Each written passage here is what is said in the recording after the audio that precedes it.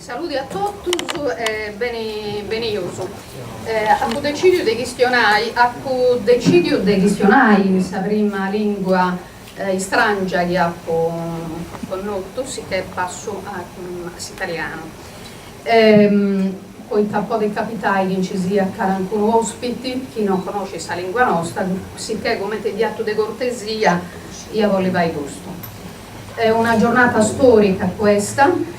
Questo è un momento molto importante non solo per il mondo indipendentista, ma è un momento importante per il nostro popolo. È un popolo che non da oggi ci ha chiesto di unirci.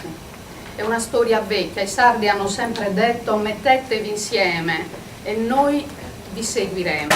Abbiamo avuto molta difficoltà sinceramente perché non è facile. E quando si dice 100 goncas e 100 berrittas, a me mi piace pure 100 goncas e 100 berrittas è alla base della democrazia partecipativa, ma la difficoltà che noi abbiamo sempre trovato è quello trovare il momento della sintesi.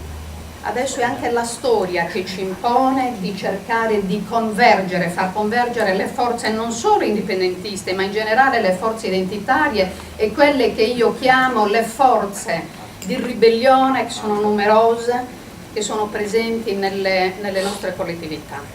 Forze di ribellione che stanno nascendo e che hanno anche necessità di avere dei punti di riferimento e di aggregazione. Allora, questo momento di convergenza che vede già diversi movimenti mettersi insieme per portare avanti questo progetto politico può essere un punto e deve essere un punto di aggregazione anche per tutte queste realtà che stanno nella nostra terra.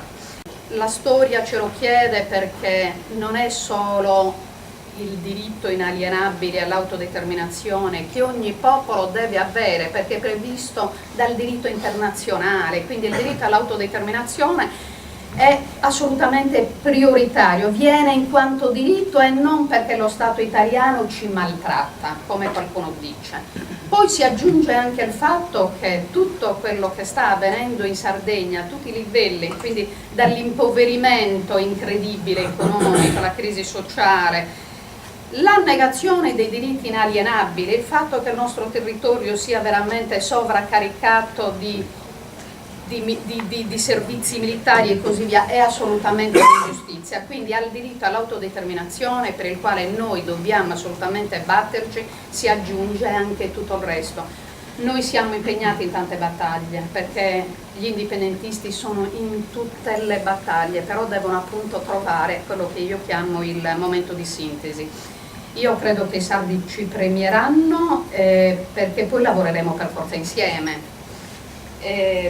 Quindi questo è un messaggio sicuramente molto forte che mandiamo alla nostra gente, quindi chiediamo anche che si sviluppino dei processi di sensibilizzazione in tutte le realtà, perché non è necessario che uno si senta per forza indipendentista. L'indipendentismo è un grande sogno, però possiamo assolutamente aggregarci su tanti temi e quindi è aperto a tutti e credo che questa iniziativa è nata veramente innanzitutto da grande fatica perché non è facile metterci insieme e questo è un dato di fatto, ma il fatto di ritrovarci oggi qui insieme è un segnale molto forte ed è di buon auspicio per quello che sarà il futuro. Noi dobbiamo operare necessariamente fuori da quelli che sono gli schieramenti italiani e che adesso ci troviamo fra l'altro non di fronte a tanti schieramenti, gli schieramenti si sono fusi, ci troviamo di fronte a un